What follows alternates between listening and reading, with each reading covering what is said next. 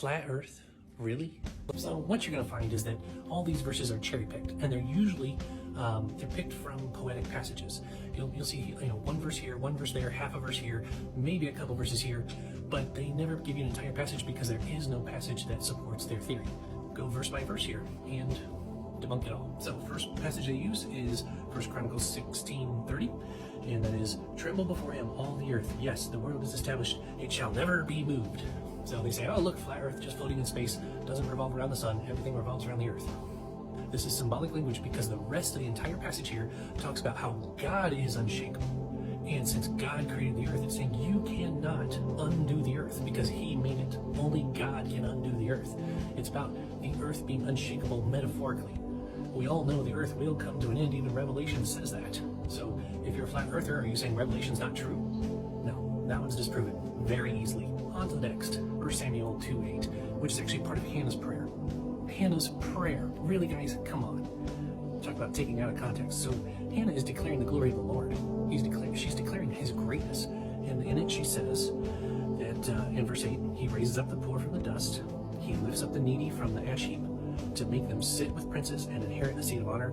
For the pillars of the earth are the Lord's, and on them he has set the world. We understand the rest of this passage is metaphor and symbolism, but yet this one passage, oh, that's literal. Literally, oh my goodness. Verse 9, the very next sentence says he will guard the feet of his faithful ones. Does he only guard their feet? Really? No, it's symbolism. It means he guards them where they go. He guards their steps. He guards their path through life.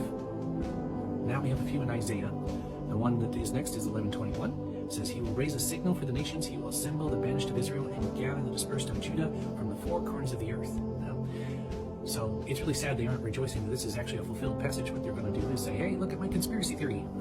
Anyway, so the word corners here does not mean literal corners. It can, but actually what it really means is extremities, and it actually is used in Genesis when it talks about God creating the birds. It's literally used for wings. Winged. For something to be winged is the same word. So is it saying that God created the birds with corners? No. It's saying the extremities of the earth. Now, the word for does mean four, sure. But if anything, this just proves that the cardinal directions, north, south, east, and west, God already knew that we would develop those before they were developed. Now, this next one is just too funny. And it's still in the same book, Isaiah 40:22. It says, it is he who sits above the circle of the earth, and its inhabitants are like grasshoppers, who stretches out the heavens like a curtain and spreads them like a tent to dwell in. So, which is it, guys? Does the earth have corners, or is it a circle? There is no Hebrew word for sphere. Got that? So, what's the closest shape you could talk about if you knew the world was round? A circle. It's the circle of the earth. It's the sphere of the earth. God oversees the whole earth, which is a sphere. Time for my favorite one, Job 26:7. It says, he stretches out the north over the void and hangs the earth on nothing. So, is the earth resting on pillars, or is it hanging on nothing, guys? Which one? Your verses are already contradicting each other, unless we understand that they are symbolically talking about something. If anything, this verse proves that the earth is hanging in outer space, and God revealed it to this writer before the people of the earth had a concept of outer space. Okay, so this next one is fun. Putting aside the corners again, let's talk about another circle verse. Job 26:10, he has inscribed a circle on the face of the waters at the boundary between light and darkness. Okay, so first off, if you're standing on top of a globe and you look all around, you see a horizon all around you, which makes a circle. Further evidence that God revealed the earth was a sphere. This next one is also in Job 28:24. For he looks to the ends of the earth and sees everything under the heavens. Oh, ends of the earth. Oh, I think you guys got me on that one. No. So, the word ends here is not a literal term. It can be used as extremities, furthermost, utmost parts of the world. Keep in mind that Job or whoever wrote the book of Job is writing from the perspective of where they are.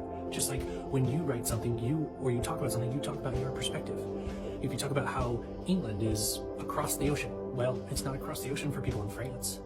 Okay? So for the writer of Job, he's talking about how God can see everything beyond where he is now to everywhere in the world. Okay, time for their coup de grace, their big verse that proves that we are stuck inside of a hard sphere within a square, flat circle thing on pillars hanging on nothing, because this verse proves that everything on the outer space is fake, that we've never been to the moon, and there are no satellites orbiting the Earth, and there are no planets, and everything goes around the flat, circle, square Earth thing. Okay, well, here it is. Job 37:18. Can you, like him, spread out the skies, hard as cast metal mirror? Boy, I can't even read today. So, Job is talking symbolically. Well, actually, someone's talking to Job symbolically, saying, hey, are you like God? Can you stretch out the skies can you create everything and stretch out the skies? Clearly, metaphorically, unless you're going to say that the skies are elastic, because he's stretched them out. Well, oh, wait a second, no, it's hard as a cast metal mirror. Is it hard or stretchy?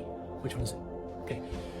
Clearly, this is meant to be symbolic, that with the sky being a mirror, it is reflecting the greatness of God. It reflects his glory. It reflects the awesomeness of his creation.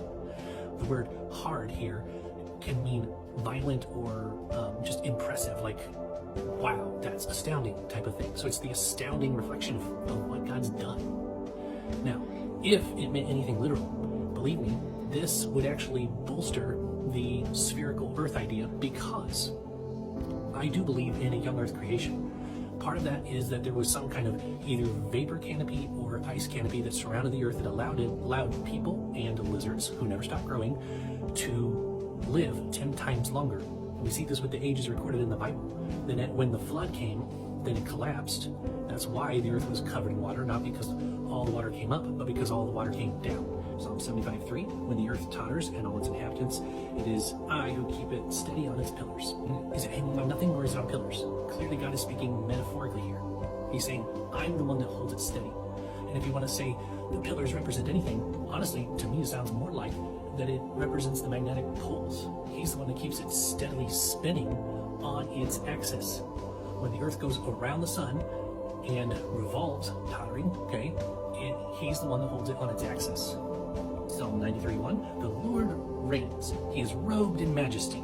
The Lord is robed. He has put on strength as his belt. Yes, the world is established. It shall never be moved. The sentence before. Is God literally wearing a belt made of strength? Really?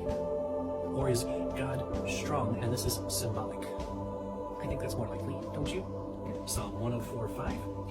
He set the earth on its foundation so that it should never be moved. Again, it's back on some kind of foundation or pillars, but yet hanging on nothing. It has 4 corners, but it's a circle. If you guys are going to cherry pick, you got to be consistent. At least say some of these are symbolic. Okay, now we're in Proverbs. I am noticing a coincidence here, aren't you? Seems like every passage they use is from Old Testament poetic speech. How about that? Anyway, so Proverbs 8:27, when he established the heavens, I was there. When he drew a circle on the face of the deep. Yep, so it's a square circle again. A New Testament passage. Wow, I can't believe it. Okay, here we go. I'm excited for this one. Matthew 4:8. Again, the devil took him to a very high mountain and showed him all the kingdoms of the world and their glory. Okay, so they're saying, look, the devil couldn't possibly take him to a mountain and show him around earth and all the kingdoms. How would he see the other side? It's clearly not Jesus literally being able to see all the kingdoms of the world from a mountain in Israel. Even if you believe in flat earth, just the atmosphere itself gets hazy after a few miles. You're not going to be able to see all the kingdoms of the earth and their glory. Ooh, Revelation. Ooh, end time stuff. So this is definitely got to seal the deal, right? Here we go. 7:1. After this, I saw 4 angels standing at the 4 corners of the earth. Oh, there's those corners on that round square again. They were holding back the 4 winds of the earth, that no wind might blow in the earth or sea or against any tree. Guys, no. If anything, this just proves that God understood cardinal directions before we did. It's a lot easier for me to believe that God gave the idea of cardinal directions to somebody down the line after he already conceived of it, than that there's literally 4 corners in a round circle or a square circle that hangs on nothing but rests on pillars and is somehow surrounded by a giant mirror that reflects blue, even though the ground is not blue. Don't you think there'd be some green and brown up there too? Well, if you stuck with me this long, I do appreciate it. It was fun for me. But I have to say, this is part 1. Part 2, I'm speaking directly to the flat earthers.